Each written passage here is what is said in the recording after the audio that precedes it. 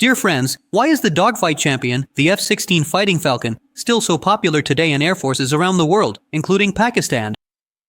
Dear friends, the F-16 fighter jet made its first flight in 1974, and even after 50 years, this fighter aircraft is just as common in the armed forces of various countries as it was 50 years ago. Over the past 50 years, more than 4,600 F-16 aircraft have rolled out of the factory and taken to the skies. There are currently no signs that the production of this fighter jet will stop anytime soon. The F-16 was about to crash during its very first test on the runway, but the pilot's quick thinking saved it, and that's where the aircraft's popularity began. If the pilot hadn't managed to save the F-16 from crashing during its first test, then perhaps today, many air forces around the world would have a different aircraft in large numbers instead of the F-16. The design of this aircraft has had a lasting impact on civil aviation.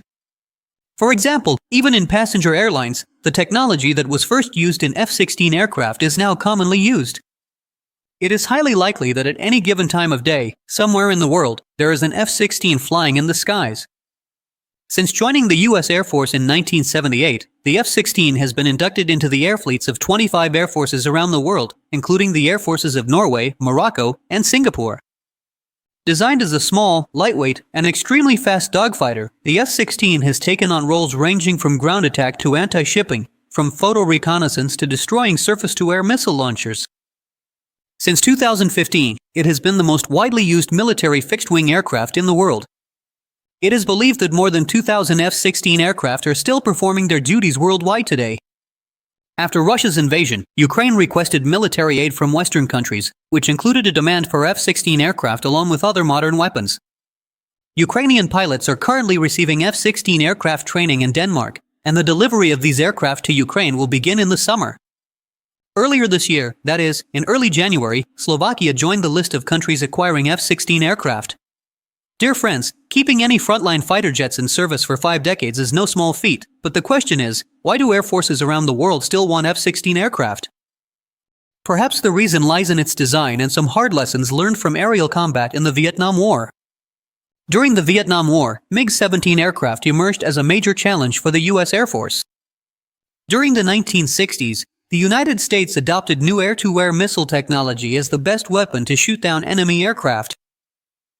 When the Vietnam War began in 1965, some of America's frontline fighter jets, like the F-4 Phantom II, did not have guns.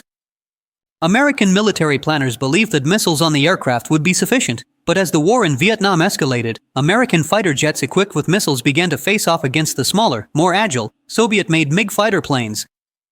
Some of North Vietnam's MiG aircraft were almost identical to Soviet planes. Between 1965 and 1968, American warplanes shot down many more North Vietnamese aircraft, but in the U.S., another program was devised to counter Soviet planes. By the late 1960s, the emergence of the Soviet MiG-25 had already worried American defense chiefs. It was a large fighter jet capable of flying at 3 times the speed of sound. In response to the Pentagon's demand for a powerful interceptor to counter the MiG-25, the McDonnell Douglas F-15 Eagle was developed, a large and fast interceptor designed to shoot down enemy aircraft at high altitudes with radar-guided missiles. The F-16, on the other hand, was built for dogfighting, but it proved to be extremely successful in multiple roles. The lesson America learned from the Vietnam War was that it needed a small, agile aircraft capable of taking down enemy planes with heat-seeking missiles and guns.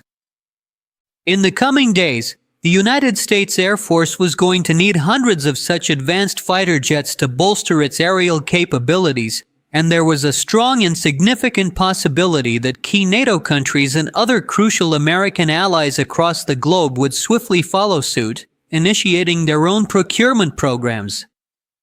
Ultimately, 5 distinct and innovative designs officially entered the intense race for this incredibly lucrative and strategically vital project.